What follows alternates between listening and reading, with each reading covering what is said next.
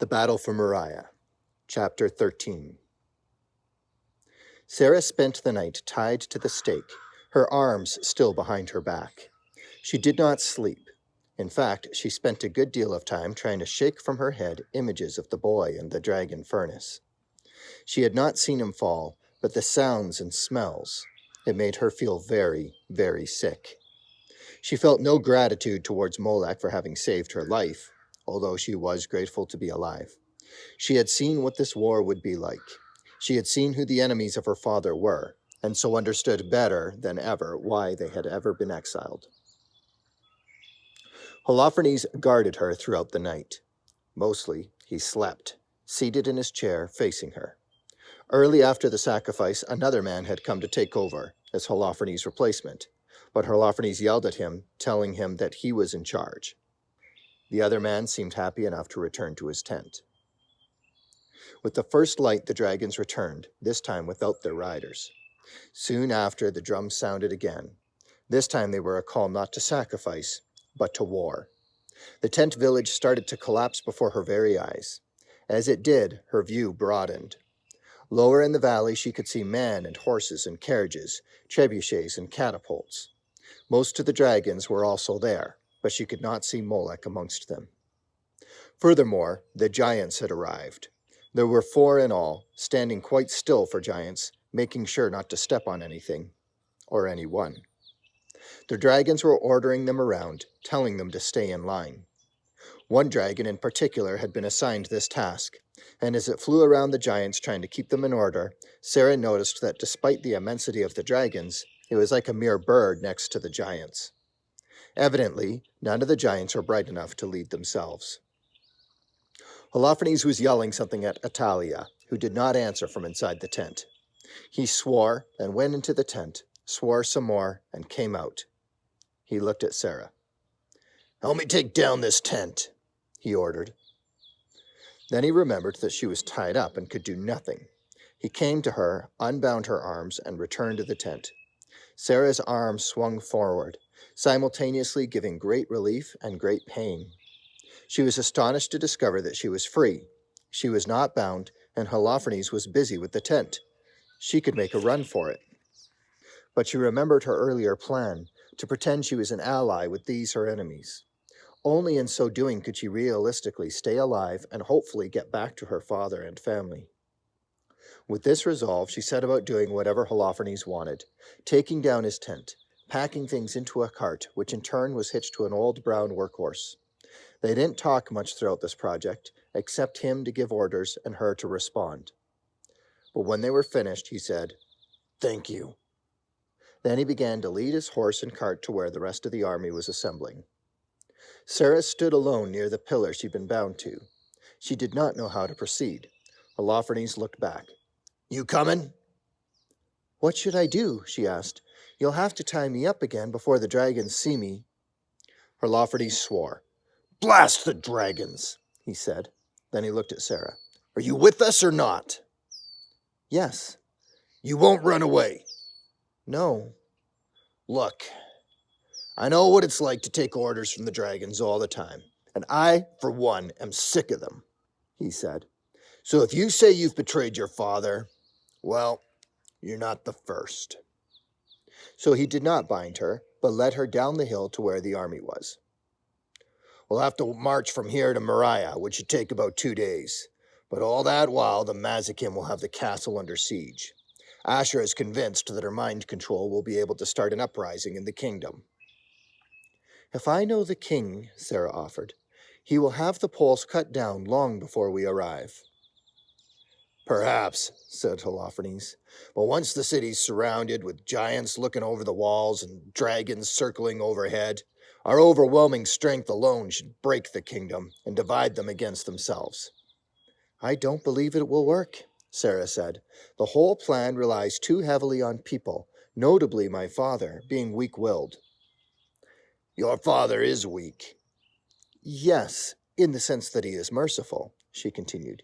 "He certainly does not demand sacrifices the way the dragons do, and he protects the most vulnerable. But it should be noted that he never backs down from these values." "Or I wouldn't be here," Holofernes muttered. Do you think he'll marry Jezebel? No, he's already married, and he made it a law that there's no divorce in his kingdom. He will not break his own law.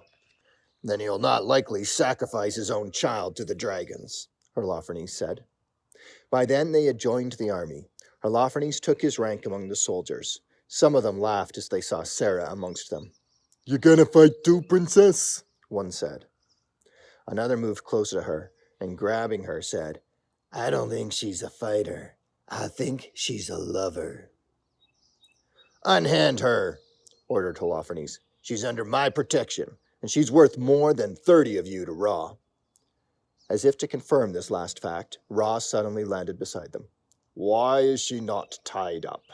He demanded. She's come freely, Holofernes said. She understands the kingdom better. She would serve us better as an advisor than as a prisoner. Besides, what chance has she of escape when she's in the middle of an army and bare feet in a nightgown? Fair enough, said Ra.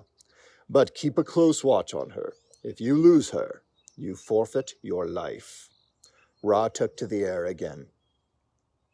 Sarah considered her prospects for escape and decided her best hope was Holofernes. If she could get him to escort her away from the others, that might be her best chance. But how could she do it? Once everyone was accounted for and in line, Ra ordered the march to begin. One of the dragons led the way on foot, followed by the foot soldiers, the cavalry, and finally the giants. Trailing behind these were the wagons and carts, filled with goods, tents, and the women and children. The camp they'd been living in for several years was completely abandoned. Nothing worthwhile was left. Holofernes took up the conversation again with Sarah, quietly now. You told the dragons yet that their plan won't work? No, I doubt they would listen, Sarah said. Holofernes considered this. They may see it as treason to suggest that they are wrong. Dragons are intelligent, but incredibly proud. Then he smiled. Perhaps it would be a good thing to see their plan fail. I don't want to be ruled by them any more than I want to be ruled by Melchizedek. Perhaps we could let them fight themselves out and then take over. What if I could help you become king yourself? Sarah tried. I'd make you my queen, Holofernes said, and you would not have to be sacrificed, he added. He clearly thought Sarah knew more of Ra's plan than she did. I know a way, she began. If the king were to die and you were married to me, you would become the legitimate heir. Go on, Holofernes said. The kingdom will not rebel against Melchizedek, but instead they will fight back. I don't imagine that very many soldiers on either side will survive, but neither will you be able to breach the castle, unless you knew another way in. Hezekiah's tunnel, Holofernes whispered. Precisely. I grew up in the castle. I know where the tunnel comes out. I could lead you in through it. Then we kill the king, get married, and I become king, Holofernes said. No, leave the killing to other men. Ra has mercenaries all set up to do that. We may have to help them, show them the way in. Besides, we'll have to be married ahead of time. Otherwise, men will fight you to marry me, and you will not win the loyalty of the people. Somehow, we have to be married before we arrive, Sarah said. All right, here's the plan then, Holofernes said. Tonight, we'll sneak away and be married in secret in the forest. No witnesses, of course, but we'll be married by wasteland standards. Then we rejoin the army and keep marching as if nothing happened. Just then a soldier ran up to them and said, Holofernes, Sanballat wants to see you. You are being promoted. What about the girl? He asked. She's been reassigned, the soldier said. Shechem here will be in charge of her. Sarah saw that Shechem was the soldier who had made a move on her when she first joined the ranks. He smiled at her and winked and ordered 2 other soldiers. Bind her.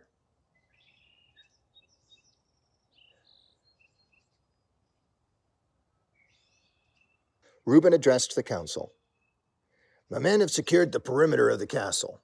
The gates are closed, and the creatures do not seem able either to scale the walls or to fly over them.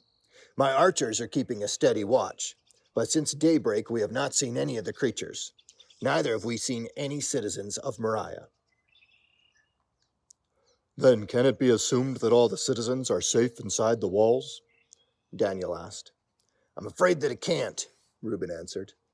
We've heard several claims from people of family members still trapped outside the walls. Some have begged us to open the gates. The gates must remain closed, Daniel stated plainly. These creatures must not find access into the castle. What about Hezekiah's tunnel? Jeroboam asked.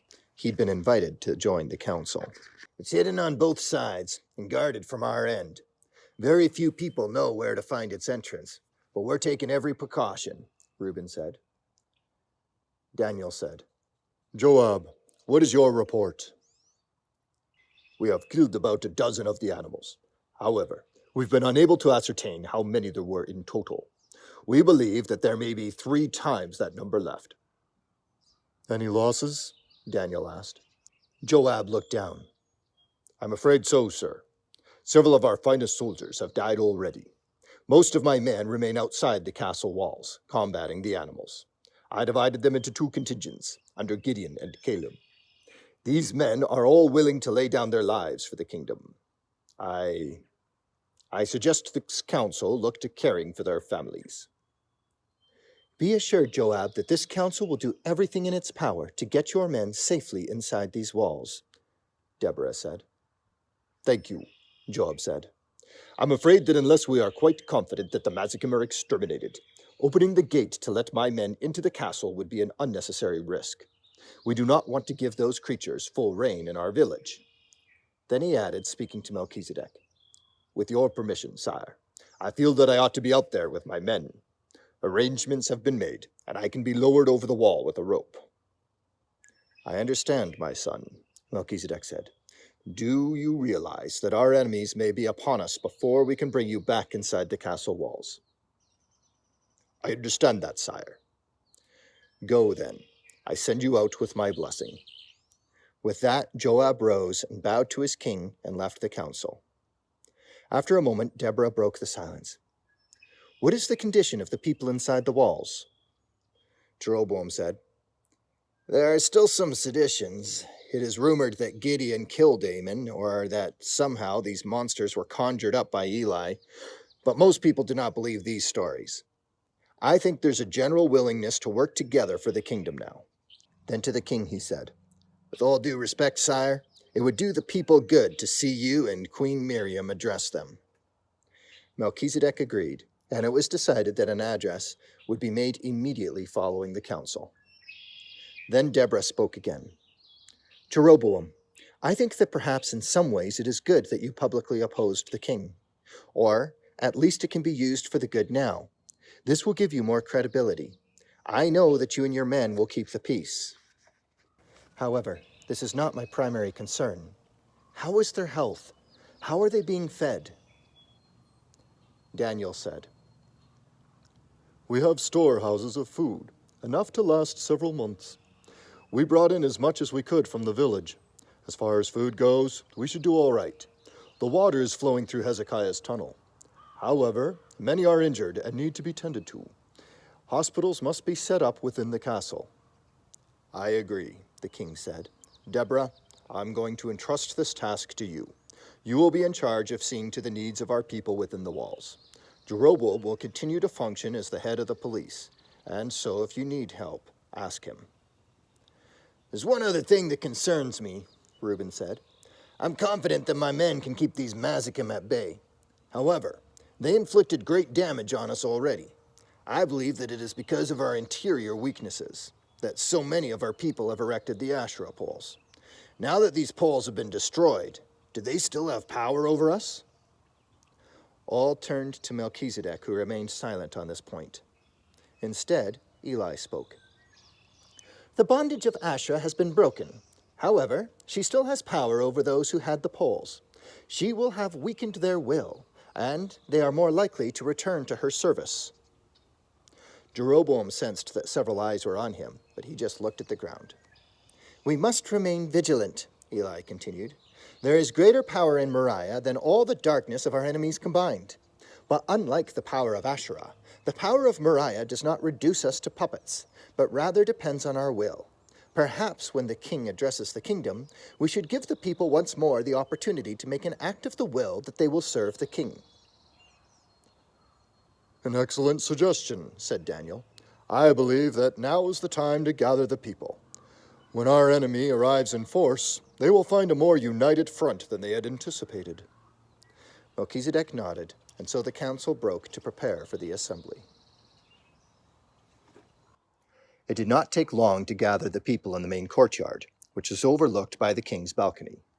Indeed, many of them were already there, huddled around fires and makeshift tents.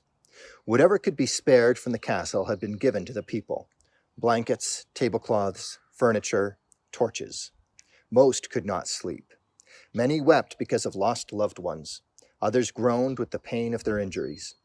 It was clear that the crisis would claim more victims before the siege even started. Worst of all, many had begun to lose hope.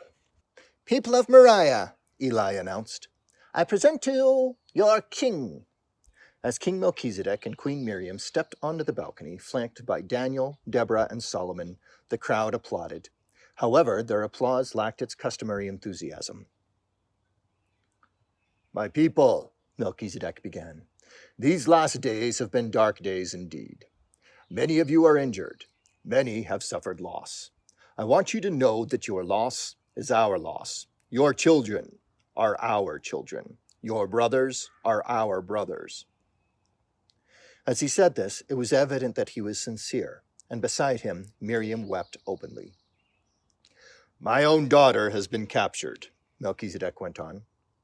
"We cannot know for certain that she is alive, but I maintain hope that she is. I maintain hope that she has not turned to the dragons and their evil ways. To give up hope for her would to be give up love for her. And this I will not, I cannot do. I have great hope, too, for our kingdom, for our people.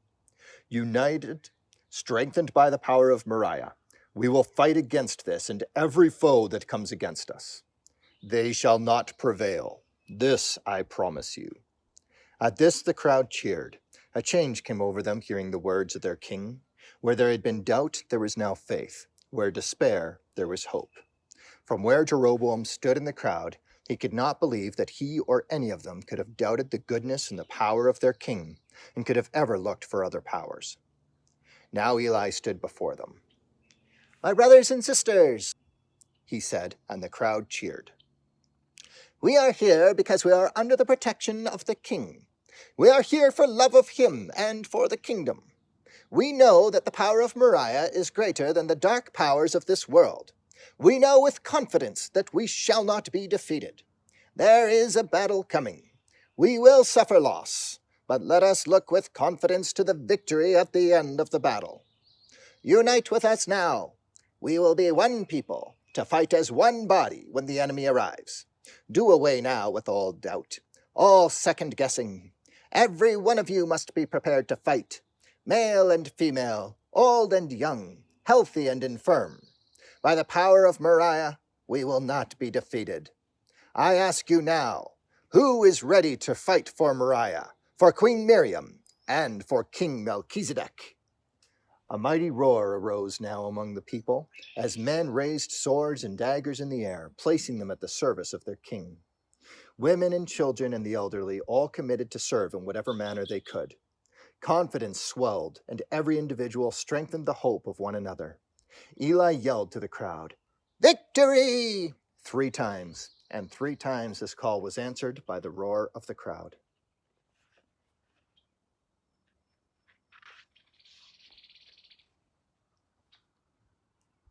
Chapter 14. As soon as Tobias saw the dragon, he knew he was trapped. While riding Ruah, he had fantasized about slaying dragons, but his fantasies had been on different terms. Now, when faced with the reality of a dragon, he realized his foolishness. He looked back towards the tunnel from which he had entered the cave. It was far from him, and even if he did reach it, once inside, it would take him too long to move through it. The dragon stood between him and the only visible exit. Tobias grabbed his shield and held it between himself and the animal. Between his armor, his shield, and his cloak, he was soon able to form a strong defense around himself. The dragon crept towards him, and as it did so, it seemed to laugh. Tobias gripped his sword. Even fully armed, it seemed impossible to him that he could withstand a single swipe of the dragon's claws or tail, much less defeat it. Was it true that dragons can breathe fire? But to his surprise, the dragon did not attack him. It came and sat immediately before him, its tail twitching behind it. By its posture and its demeanor, it seemed not unlike a cat. And before that cat's paws, our little armed soldier was a mouse. His sword seemed so small before this great scaly beast. His armor, and most especially his mantle, seemed useless, a mere sheet between him and an ancient flaming monster. When the monster opened its mouth, Tobias prepared himself to be burned or consumed or something of that manner. But instead, the creature spoke. "Are you surprised?" it asked him. Tobias was caught off guard by the question, not expecting that the animal should speak to him. "We are smarter than you thought, are we not? Smarter than that fool king you serve. We saw you when you set out. We knew precisely where to lay our trap, and we've caught you and your horse." "Where is Rua?" Tobias asked. "You may yet see him. He will be employed in our service. A most impressive horse. It's a good thing you abandoned him for us to snatch him up." Tobias said nothing. "I suppose you would like to know about Sarah," the dragon pursued. "You met her already. That was her that you kissed just now. Don't be surprised. You saw her going through the transition." Tobias suddenly realized that he had seen some changes, and yet it couldn't be. That awful woman was so much older and artificial. Is that what dragons do to people? No, the dragon must be lying. It was then that he remembered all that he had learned about dragons. They are notorious liars, whose power lies in their ability to persuade, and the king had told him not to so much as engage them in dialogue. Tobias looked at his sword. Truth conquers. He held it all the more firmly, pulled his mantle tightly around himself, and prepared himself for the onslaught of lies.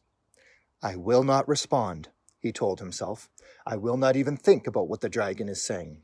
I will steel my mind and my emotions." The dragon looked as though it may have been able to read his thoughts, and Tobias could not be certain that it couldn't. It suddenly qualified its earlier claims. "She's not the very woman, though she will inevitably become just like her. They all do in the end. But you would no doubt have hindered her progress. You would no doubt prefer to have seen her as her simple, servile self for all of her days, behaving like a lady, but never like a woman. It would have been selfish of you, arrogant man that you are. Some beauty may be sacrificed, yes, but for a greater dignity."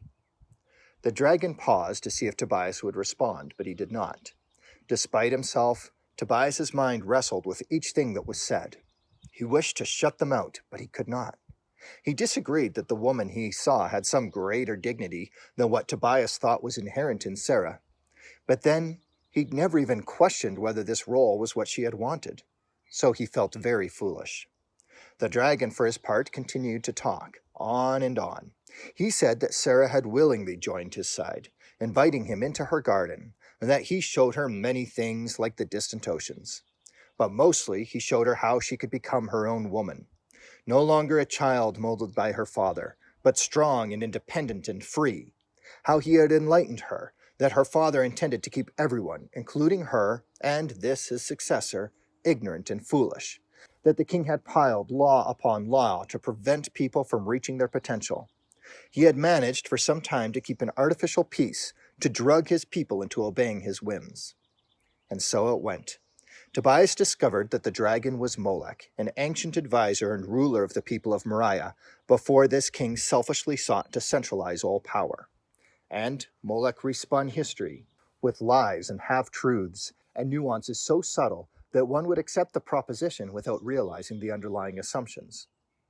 "Now, I do not doubt that the king is sincere," the dragon went on, "thinking that he knows what is best.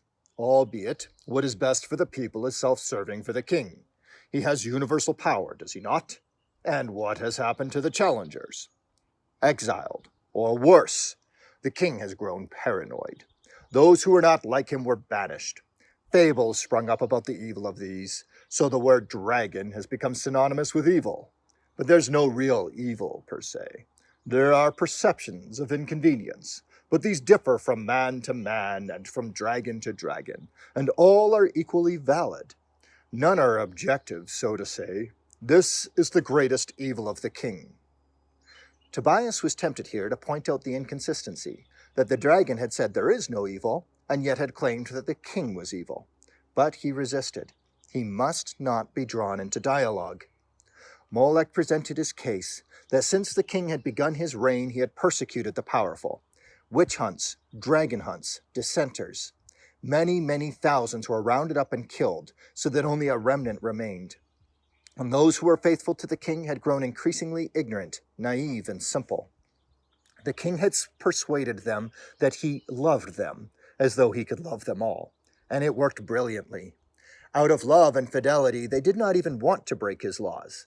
They did not even aspire to make for themselves a better life than what the king had given them. Moreover, if he really loved them, he could have given them more, but he was content to allow them to live in poverty, and they were content to live as mere servants, half-lives for half-wits, mediocrity and worse. None would obtain their true potential. Molech seemed to believe his own words, and he said many more things than this which are not recorded here. For our purposes, it is sufficient to note his argument, that the followers of the king were willfully kept ignorant in order to keep them weak-willed. Tobias, for his part, continued to resist the dragon and the urge to dialogue, to question, to object. But this went on all day and long into the night, the dragon sitting facing the man, and the man sitting, wrapped in his cloak, with his sword still in his hand.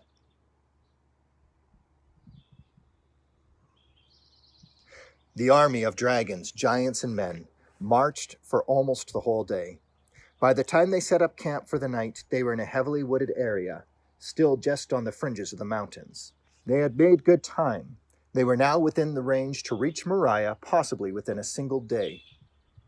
A giant had been given the task of night watch, the thinking being that from his vantage point nothing would be missed.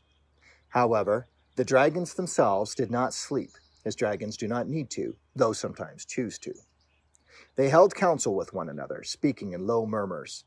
Also with them was Asherah, whom Sarah had not seen since the first day in the camp, and Sanballat. Holofernes, Jezebel, and Molech were all nowhere to be seen, but Sarah assumed that the first two must be sleeping. She realized that her plan to persuade Holofernes to sneak her into the woods away from the army was foolish and would never have worked. Even if they got into the woods, how would she escape from a capable general like Holofernes? But it did not matter, now that Holofernes had been promoted and they had no opportunity to further develop the plan. By the time they had finished marching and had built fires and eaten, it was universally agreed upon that tents ought not to be built. It was a clear night and warmer at the lower altitude. On the one hand, this made it even more difficult for Sarah to imagine any means of escape. On the other hand, it offered her some protection.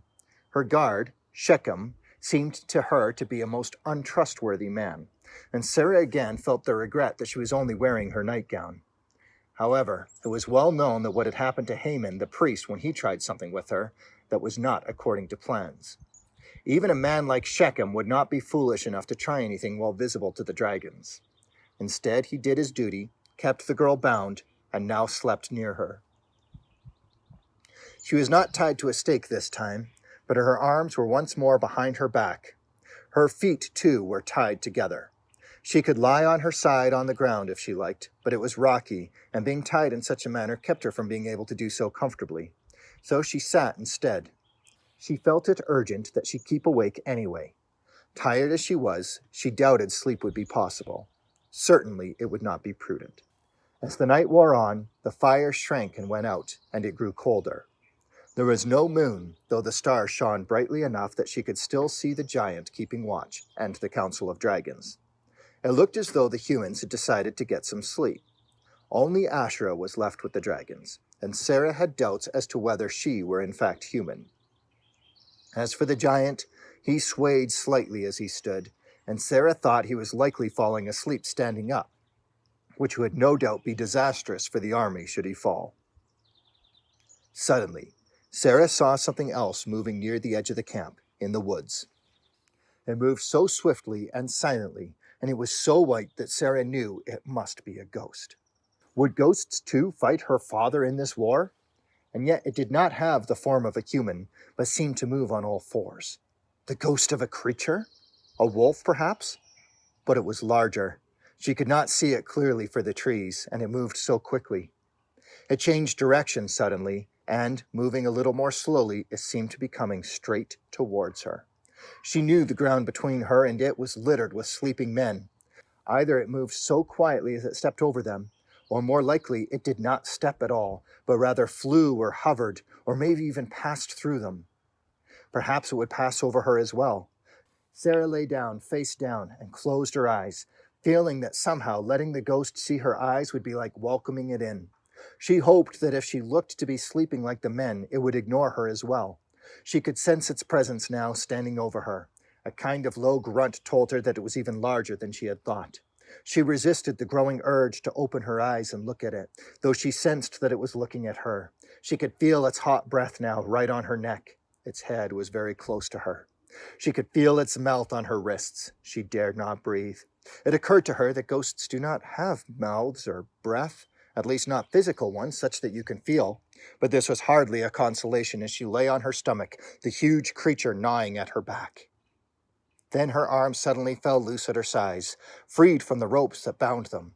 The animal had bitten right through the ropes. She played dead.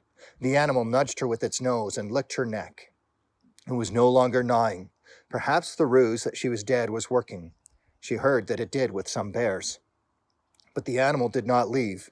It stood over her, breathing its hot breath on her. It nudged her again with its nose, then with its paw. This startled her, and she opened her eyes to discover it was not a paw, but a hoof. The animal standing over her was a white horse. She rolled over then and discovered that the horse was none other than her father's favorite horse, Rua. She too loved the horse. Her father had let her ride it several times, and it had always been a little bit frightening, but also exhilarating. The horse was quietly jerking its head, motioning for her to go with it. She looked around. The giant did not seem to have noticed. Shechem was sleeping, and the dragons themselves seemed to be in some sort of argument. And she could just make it to the edge of the camp. She knew that no horse could run as fast as Rua, and the trees would offer protection and cover from the dragons above. Besides, it would likely be morning before they noticed her absence. And Rua could take her straight to her father, where she knew she would be safe. If Rua was here, surely there must be a rider in the forest who would escort her. Her hands now freed, she was able to untie the ropes on her feet. She stood carefully and quietly. She was surprised to discover that the large stallion seemed able to move more quietly than she, barefoot even as she was. She did not dare ride. She crept towards the edge of the camp, over and around the sleeping villains. She kept Rua between herself and the dragons, guessing that they were a bigger threat than was the giant on watch. She hoped that in the dark, her white nightgown would blend with the white horse, and that even if the giant or anyone did happen to look, they would only see a white horse moving in the camp, and would not give it a second thought. The next few minutes seemed to move even more slowly than she did. However, she did reach the edge of the camp, and was in the forest about to mount, when suddenly a human hand grabbed her arm. She spun, hoping to see her father or one of his knights come to rescue her. Instead, she found Holofernes.